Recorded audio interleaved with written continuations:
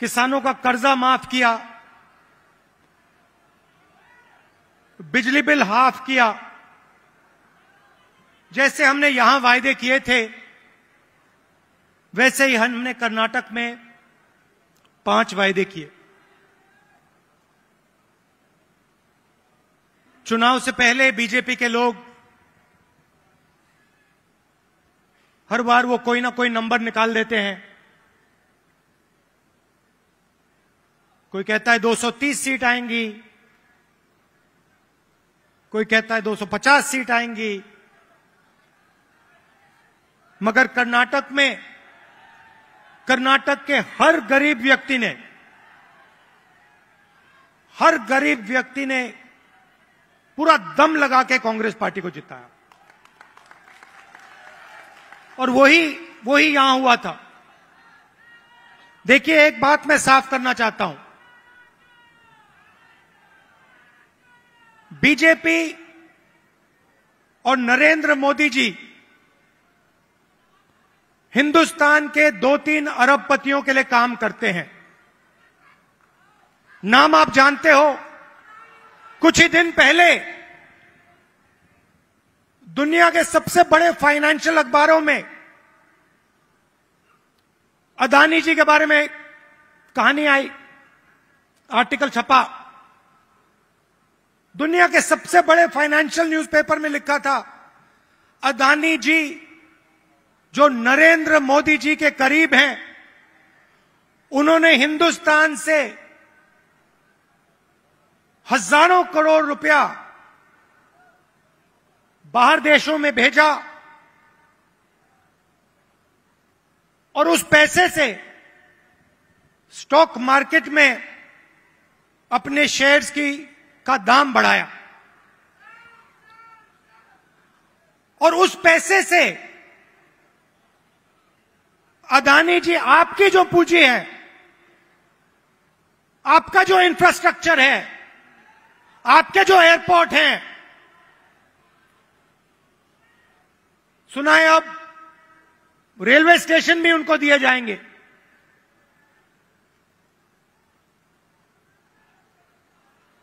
पूरा का पूरा एक व्यक्ति के हवाले किया जा रहा है। और मैं साफ कहना चाहता हूं कि चाहे वो कर्नाटक की सरकार हो, छत्तीसगढ़ की हो, राजस्थान की हो, हिमाचल की हो, और जो अभी आने वाली हैं तेलंगाना, मध्य प्रदेश, ये सारी की सारी सरकारें गरीबों की सरकारें होंगी, अदानी की सरकारें नहीं होंगी। और प्रधानमंत्री को साफ कहना चाहिए, देश को बताना चाहिए और छत्तीसगढ़ के युवाओं को बताना चाहिए कि वो अदानी जी पर इंक्वायरी क्यों नहीं करवा रहे हैं। ऐसी क्या बात है कि नरेंद्र मोदी जी अदानी जी पर इंक्वायरी नहीं करा सकते हैं? 2-3 सवाल हैं भाई और बहनों, युवाओं। ये जो हजारों करोड़ रुपए हिंदुस्तान से बाहर गया, ये पैसा किसका था? पहला सवाल, ये अदानी जी का पैसा नहीं था, ये किसी और का पैसा था। किसका पैसा था? ये पहला सवाल है। प्रधानमंत्री जी कोई इंक्वायरी नहीं करवाएंगे। मैं आपको साफ कह देता हूं, हिंदुस्तान का प्रधानमंत्री अदानी जी पे कोई इंक्वायरी करा ही नहीं सकता, क्योंकि अगर उसका इंक्वायरी का नतीजा निकल गया तो नुकसान अदानी जी को नहीं होगा, नुकसान किसी और को होगा। तो छत्तीसगढ़ में हमने क्या किया? छत्तीसगढ़ में किसानों को धान के लिए सही दाम दिया।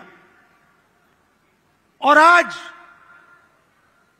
आप सारे प्रदेशों को देख लीजिए, लिस्ट निकालिए, सवाल पूछिए, धान के लिए सबसे ज्यादा पैसा कौन से स्टेट में मिलता है? जवाब मिलेगा छत्तीसगढ़, छत्तीसगढ़, छत्तीसगढ़। और प्रधानमंत्री जी यहां आए थे, मुझे याद है, बीजेपी के सब नेता आए थे और कहा था कि कांग्रेस पार्टी इस वायदे को पूरा नहीं कर सकती है। कहा था पैसा नहीं है, हमने साफ दिखा दिया पैसा है और वायदा पूरा हमने कर दिया। जहां भी हम जाते हैं हम झूठे वायदे नहीं करते। 15 लाख रुपए का वायदा हम नहीं कर सकते। नरेंद्र मोदी जी ने कहा था काला धन वापस आएगा, 15 लाख रुपए बैंक अकाउंट में जाएंगे, उल्टा हजारों करोड़ रुपए हिंदुस्तान से बाहर जा रहा है। इंटरनेशनल अखबार कह रहे हैं कोई इंक्वायरी नहीं।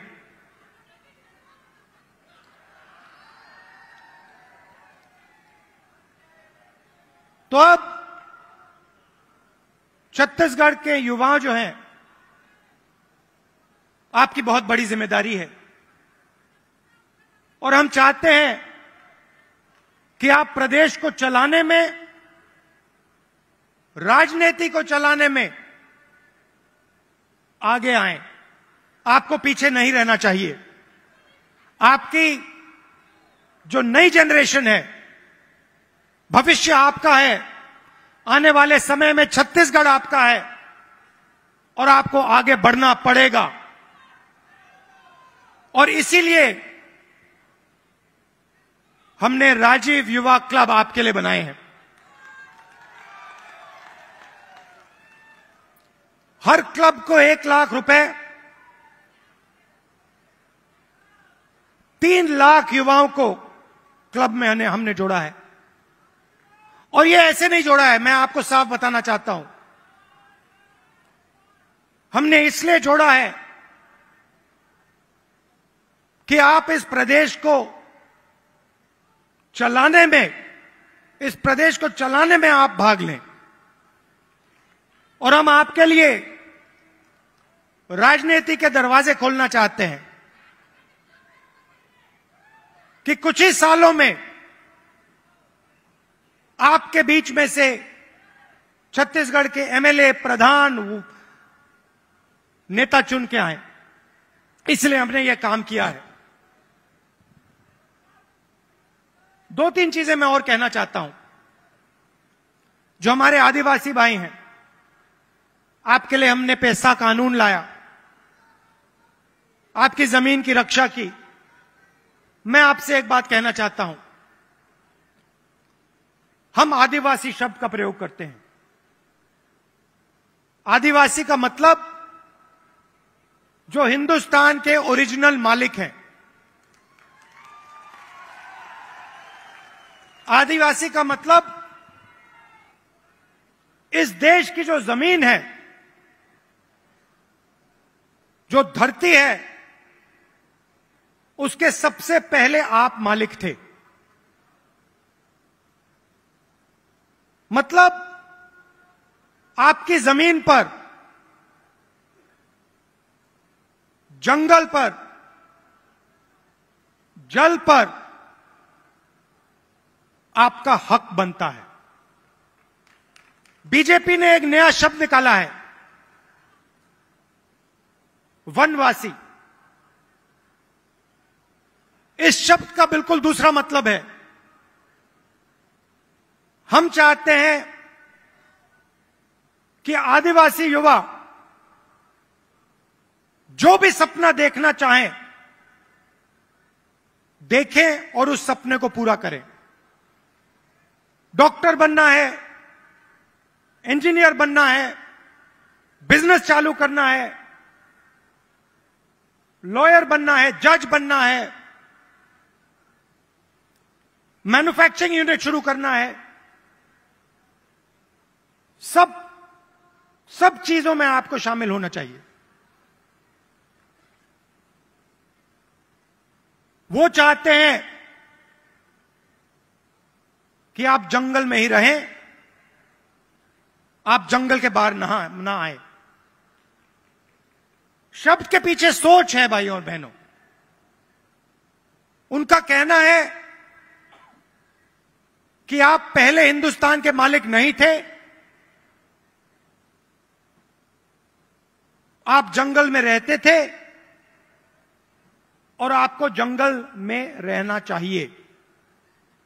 हम कहते नहीं, जंगल का हक, जमीन का हक, जल का हक आपको मिलना चाहिए। मगर जो भी आप सपना देखना चाहते हो, जहां भी आप जाना चाहते हो, वो सपना आपके लिए पूरा होना चाहिए। यह फर्क है विचारधारा में।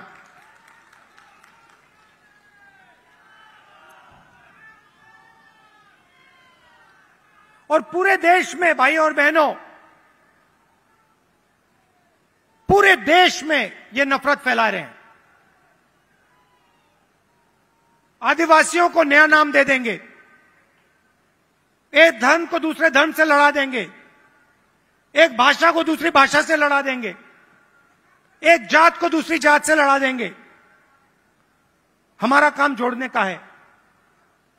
जहां भी ये नफरत फैलाते हैं, चाहे वो मणिपुर हो, असम हो, कर्नाटक हो, जहां भी ये नफरत फैलाएंगे, कांग्रेस पार्टी के कार्यकर्ता वहां जाकर मोहब्बत फैलाएंगे। ये हमारा काम है, ये हमारी जिम्मेदारी है। आप देखिए, भारत जोड़ो यात्रा का यही लक्ष्य था। कन्याकुमारी से हम शुरू हुए, श्रीनगर तक गए,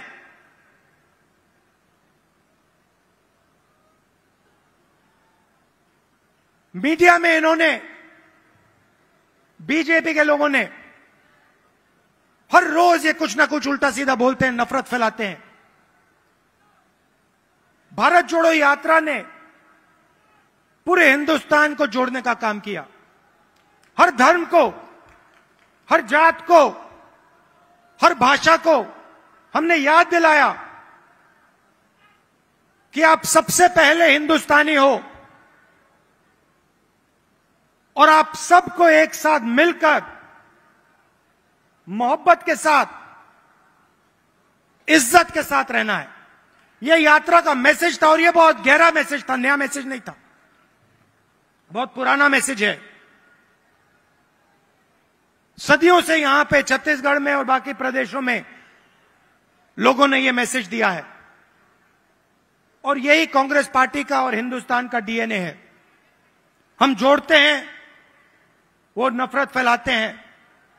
हम किसानों के लिए, मजदूरों के लिए, छोटे व्यापारियों के लिए काम करते हैं, वो 2-3 अरबपतियों के लिए काम करते हैं। कुछ साल पहले मैंने बघेल जी से एक बात कही। मैंने कहा, जहां भी मैं जाता हूं, मैं युवाओं से पूछता हूं, आपके सामने सबसे बड़ी मुश्किल क्या है? बीजेपी ने जो हिंदुस्तान की रीढ़ की हड्डी है, आर्थिक रीढ़ की हड्डी है, उसको तोड़ दिया है। जो छोटे व्यापारी थे, जीएसटी और नोटबंदी ने उनको खत्म कर दिया, जानबूझ के खत्म किया। और जब भी मैं इनसे पूछता हूं, आपके सामने सबसे बड़ी मुश्किल क्या है, कहते हैं बेरोजगारी। और मैंने छत्तीसगढ़ के चीफ मिनिस्टर से कहा, देखिए, छत्तीसगढ़ में अलग अलग स्किल्स हैं, हर डिस्ट्रिक्ट में आप कुछ ना कुछ बनाते हो, मगर जो छोटे बिजनेस वाले होते हैं उनको बैंक का पैसा नहीं मिलता, उनको मीडिया का सपोर्ट नहीं मिलता। और मैंने छत्तीसगढ़ के चीफ मिनिस्टर बघेल जी से कहा कि आपका फोकस इन छोटे व्यापारियों पे होना चाहिए, छोटे बिजनेस वालों पर होना चाहिए, बैंक के दरवाजे उनके लिए खोलने चाहिए, और मार्केटिंग हो तो इनके लिए हो। और खुशी से मैं कहता हूं कि बघेल जी ने इस पे काम शुरू कर दिया है और इससे आने वाले समय में लाखों युवाओं को फायदा मिलेगा, हजारों नए बिजनेस खुलेंगे और लाखों युवाओं को रोजगार मिलेगा। देखिए, आपको सिर्फ छत्तीसगढ़ की नहीं सोचनी है। छत्तीसगढ़ हिंदुस्तान का सेंटर है।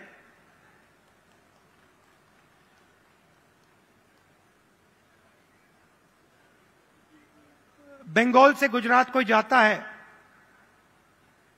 छत्तीसगढ़ से निकलना पड़ता है। आप सेंटर लाइन पे हो और आपको देश का लॉजिस्टिकल सेंटर बनना चाहिए कि आप इंफ्रास्ट्रक्चर तैयार करिए कि छत्तीसगढ़ हिंदुस्तान का लॉजिस्टिकल सेंटर बने। जो भी माल बंगाल से गुजरात बाकी प्रदेशों में जाए वो यहां प्रोसेस हो, यहां से निकले, एयरपोर्ट से आप बाकी दुनिया को छत्तीसगढ़ से जोड़िए। सिर्फ हिंदुस्तान को नहीं, बाकी दुनिया को आप एयरपोर्ट से जोड़िए, छत्तीसगढ़ को जोड़िए कि हमारे जो युवा हैं, छत्तीसगढ़ के जो प्रोडक्ट्स हैं वो पूरी दुनिया में जाएं, सिर्फ हिंदुस्तान में ना रहें। मुझे लगता है कि छत्तीसगढ़ की सरकार ने बहुत अच्छा काम किया है और आने वाले 5 सालों में भी यहां पे छत्तीसगढ़ की सरकार, कांग्रेस पार्टी की सरकार जबरदस्त काम करने जा रही है। कार्यकर्ताओं से मैं कहना चाहता हूं, आप हमारी रीढ़ की हड्डी हो, आप हमारे विचारधारा के लिए लड़ते हो। छत्तीसगढ़ में आपने हमें जिताया, राजस्थान में जिताया, कर्नाटक में जिताया, हिमाचल में जिताया, तेलंगाना में जिताओगे, फिर से छत्तीसगढ़ में जिताओगे, मध्य प्रदेश में जिताओगे, राजस्थान में जिताओगे।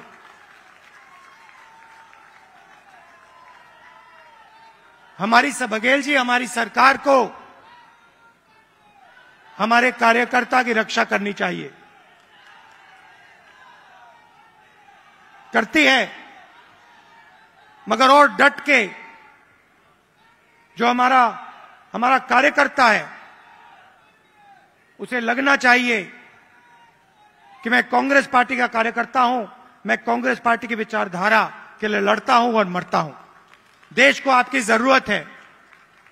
नफरत से देश आगे नहीं जा सकता है, हिंसा से देश आगे नहीं जा सकता है, अर्थव्यवस्था नहीं बढ़ सकती है।